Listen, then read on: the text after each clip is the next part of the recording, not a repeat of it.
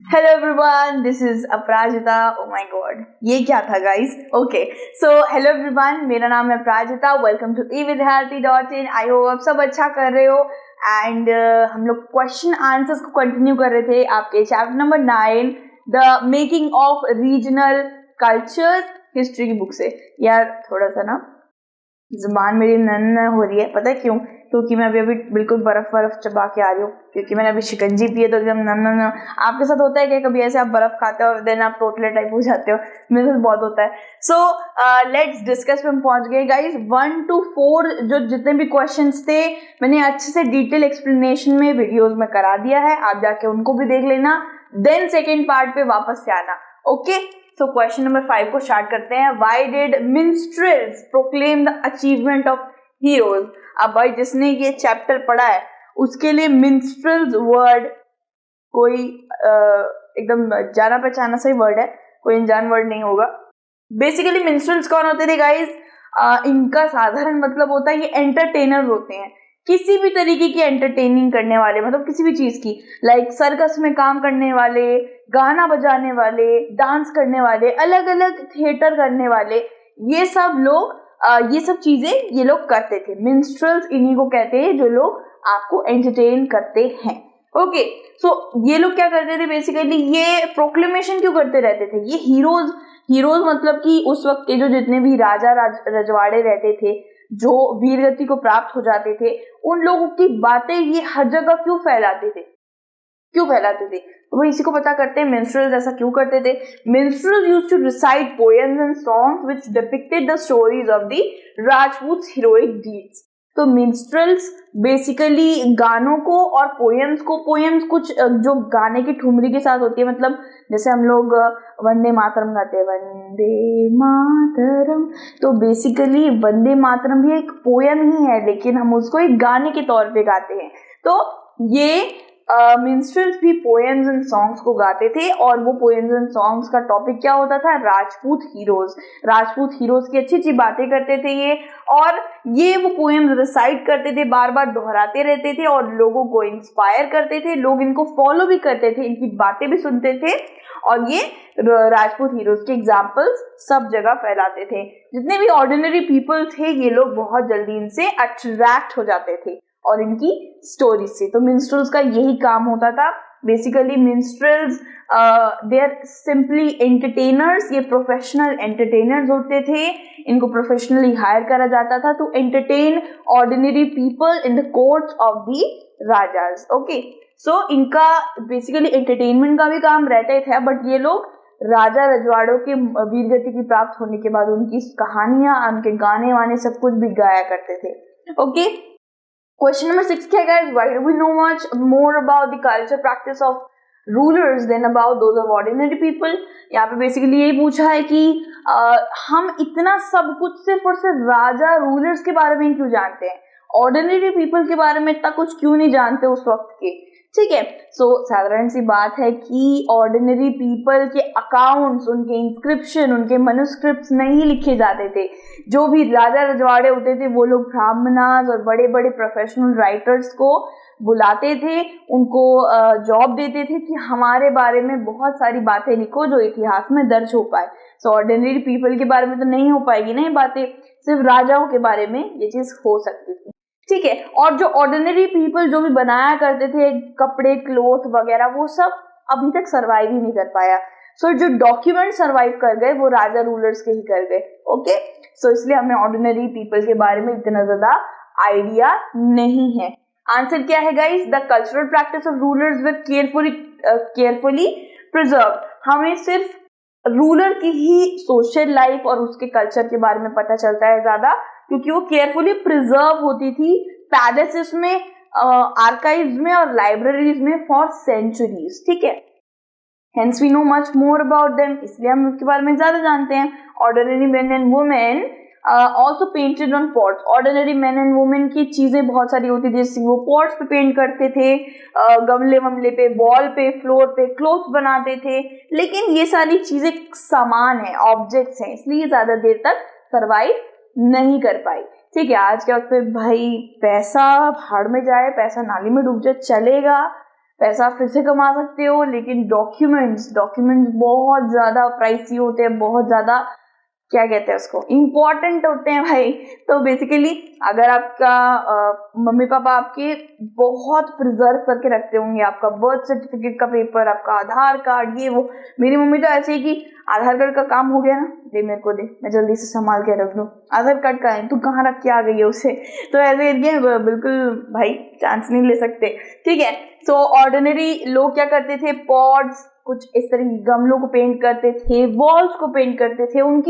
उनका भी काम वाम देखने को मिलता है, लेकिन बहुत कम। दे डिडंट सर्वाइव, कपड़े सर्वाइव नहीं करते हैं, टाइल फ्लोर सर्वाइव नहीं करते हैं, they just break down. Okay, so आप जानते हैं, बाकी you know the rest. Question number 7 क्या है guys, why did conquerors try to control the temple of Jagannath at Puri? Conquerors के मतलब यहाँ पे आप रूलर्स ही ले लीजिए, बहुत ज्यादा पावरफुल रूलर्स की हमें बात हो रही है। ऐसा क्यों है कि पावरफुल रूलर्स बहुत ज्यादा, अफगान, मुगल, राजपूत, मराठा, सब लोग जगन्नाथा टेम्पल जो पुरी के अंदर है उसके पीछे पड़े हुए थे, उसको कंट्रोल करने के पीछे पड़े हुए थे, ठीक है। So the temple of Jagannatha at Puri, Puri में जगन्नाथा का टेम्पल है जो विष्णु जी का टेम्पल है, जिसने बहुत ज्यादा इंपॉर्टेंस गेन कर ली थी, और वो उस वक्त पे श्रद्धालुओं के लिए एक सेंटर ऑफ पिलग्रिमेज बन गया था।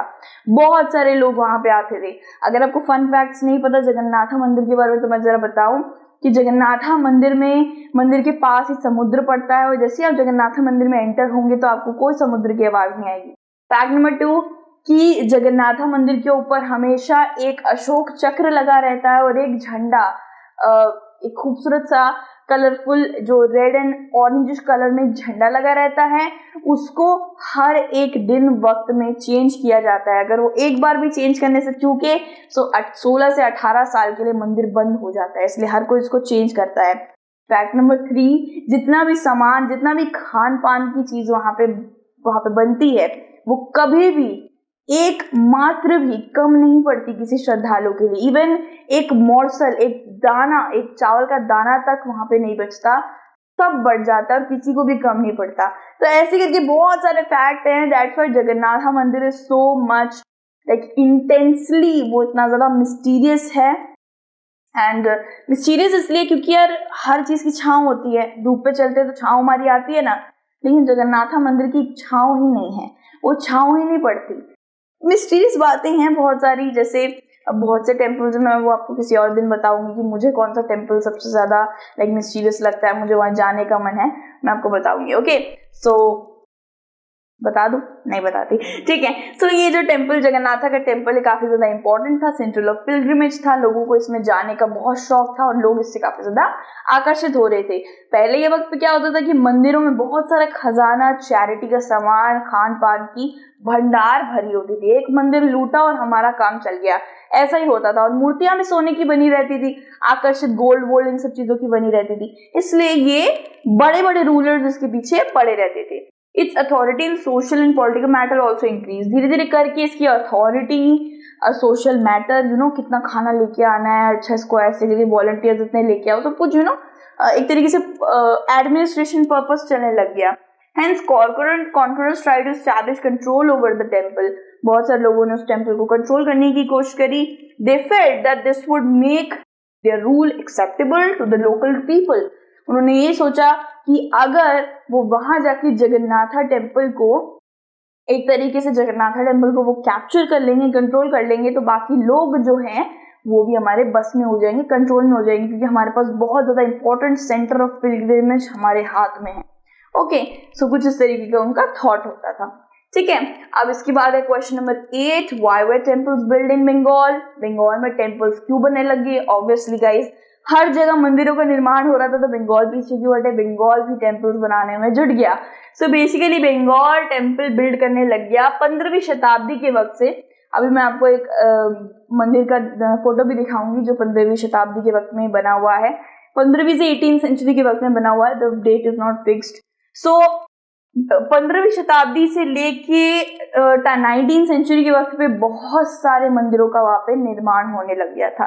ठीक है, बहुत सारे लोग, बड़े बड़े पावरफुल लोग, बड़े बड़े ग्रुप्स ऑफ पीपल अपनी पावर और वेल्थ को दिखाने के लिए बड़े बड़े मंदिरों का निर्माण करने लग गए। इतिहास के पन्नों में खुद को दर्ज कराने के लिए वो बड़े बड़े मंदिर बनाने लग गए। ठीक है, some of the temples got constructed with support of several low social groups। बहुत सारे टेम्पल्स बड़े बड़े छुरी कांटे से खाने वाले लोग से नहीं बना है टेम्पल, सोशल ग्रुप से बना है, लो सोशल ग्रुप्स, यानी कि कारीगरों से, जो नीची जात के, पहले तो नीची जात ऊंची जात काफी माना जाता था ना गाइस, तो उस वक्त पे लो सोशल ग्रुप्स ने काफी ज्यादा मदद करी थी ये टेम्पल्स बनाने के लिए। Okay, some families belonging to these social groups availed of the new economic opportunity with the arrival of European trading companies. With improvement in their social and economic position, they also built temple to show their status। ठीक है, तो basically क्या हुआ कि ना लो social groups थे, ज्यादातर कोई पता नहीं देता था, इतना ज्यादा कोई पूछता पाछता नहीं था, लो सोशल, लो कैटेगरी माना करते थे। लेकिन यूरोपियन ट्रेडिंग कंपनियों ने, बाहर के जो फॉरेनर्स थे, वो सब ये लो सोशल ग्रुप, नीची जाति ऊंची जाति नहीं मानते थे। वो बस अपना काम, मतलब फायदा निकालना है, बेनिफिट निकालना है लोगों से। हमें कोई लो सोशल ग्रुप नहीं दिखता। हमें क्या वो उसका हगी लेना है, कुछ ऐसे करना है, उसको कडल वडल करना है, नहीं ना। सो बेसिकली यूरोपियन कंपनी जैसे ही बंगाल में हाजिर हुई, वैसे ही इन लो सोशल ग्रुप से वो फायदा निकालने लग गई, और लो सोशल ग्रुप्स भी वहां पे काम वाम करने लग गए। अपॉर्चुनिटी देख के भाई उनको पैसा वैसा मिल रहा, तो उन्होंने अपना काम कर दिया। सो इन्होंने क्या करा, अपॉर्चुनिटी देख के इन्होंने उसे अवेल कर लिया, और धीरे धीरे करके अपना भी एक औहदा बना लिया कि भाई हमने भी मंदिरों के निर्माण में मदद की है, हमने भी ये करा है, हम यूरोपियन कंपनी के साथ काम करते हैं, कुछ इस तरीके से। ठीक है, और वो धीरे धीरे करके अपना स्टेटस थोड़ा सा ऊपर करने लग गए और इन टेम्पल्स को बनाने लग गए। अरे हाँ, ये तो रह गया, दिस इज दक्षिणेश्वर टेम्पल, जिसको दक्षिणेश्वर भी बोला जाता है, दक्षिणेश्वर भी बोला जाता है। तो ये जो टेम्पल है, ये करीब 15 to 19 सेंचुरी के बीच में बना है। बेसिकली अप्रॉक्स 18 सेंचुरी के बीच में ही बना हुआ है ये मंदिर। बहुत खूबसूरत मंदिर है। अगर आप कभी भी कोलकाता जाते हैं तो वहां पे मस्ट वॉच वाला मंदिर है। काली माँ का मंदिर है। यहाँ पे अगर आपको नहीं पता तो बंगाली जो लोग हैं वो जरूर जानते हैं। हमारे रामेश्वरम, परमहंस रामेश्वरम, इन सबको जरूर जानते हैं। ठीक है, सो ये लोग जो थे, ये लोग एक तरीके से काली माँ के अवतार थे, उनके अंश थे। और यहाँ पे जो भी राजसुंदरी देवी एक काली माँ का अंश थी, उन्होंने उनके नाम पे ये मंदिर का निर्माण किया था। तो कुछ इस तरीके से सीरियल है गाइस, मैंने देखा है, जी बांग्ला पे सीरियल आता है, I used to watch it, not any more. Okay, so भैया भी पढ़ाई छढ़ाई करनी है। ओके, तो the local deities once worshipped in thatched huts in village were now gained recognition of the Brahmanas.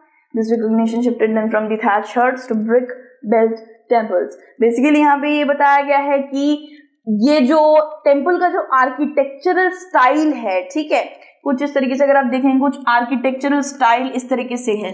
ठीक है, डोम टाइप स्टाइल है। तो ये डोम स्टाइल खुद से ही नहीं आया है, ये कहीं से इंस्पायर ली गई है, इंस्पिरेशन ली गई है। ब्राह्मणर्स ने विलेजेस में जाके देखा कि लोग कुछ इस तरीके के घरों में रह रहे हैं, जिसको थैच हट बोलते हैं। थैच मतलब एक तरीके से चीजों से भरा हुआ, मतलब पहले के वक्त पे तो सीमेंट विमेंट नहीं होता था ना, तो इसी चीजों से, गोबर हो गया और गीली मिट्टी हो गई, बहुत सारा घास फूस हो गया, ऐसे से बनाया करते थे। सो बेसिकली ये दो चाला 2 रूफ एंड 4 रूफ, कुछ इस तरीके के घरों का आर्किटेक्चरल स्टाइल देखकर ही ये बड़े बड़े बांग्ला स्टाइल डोम वोम ये सब बनाए गए थे। ठीक है, सो क्वेश्चन आंसर्स खत्म होते हैं। 1 to 8 सारे क्वेश्चन आंसर्स कर लिए हैं। इसके 2 पार्ट्स होंगे, आप जरूर जाके देखना। ओके, एंड बी सेफ, अपना ध्यान भी जरूर रखना। बिल्कुल यार, गर्मी में अगर आप अभी देख रहे हो गर्मी के वक्त पे, तो ऑब्वियसली गर्मियां चल रही हैं, अपना ध्यान रखना। शिकंजी गंजी पीते रहो, मैं भी पी के आई थी, ठंडा ठंडा। ओके, सो जल्दी से मिलेंगे आपके साथ एक अनदर चैप्टर या क्वेश्चन आंसर्स में। ई विद्यार्थी आपके लिए हमेशा सहायक रहा है। अगर आपको कोई भी तरीके की हेल्प चाहिए, गो टू evidyarthi.in एंड बस ठीक है, बस मैं और आपको पकाना नहीं चाहती। सो मिलते हैं नेक्स्ट वीडियो में किसी और दिन पे। ठीक है, कहीं में जाना नहीं, अभी जाना पड़ेगा। Okay, so take care and bye bye friends.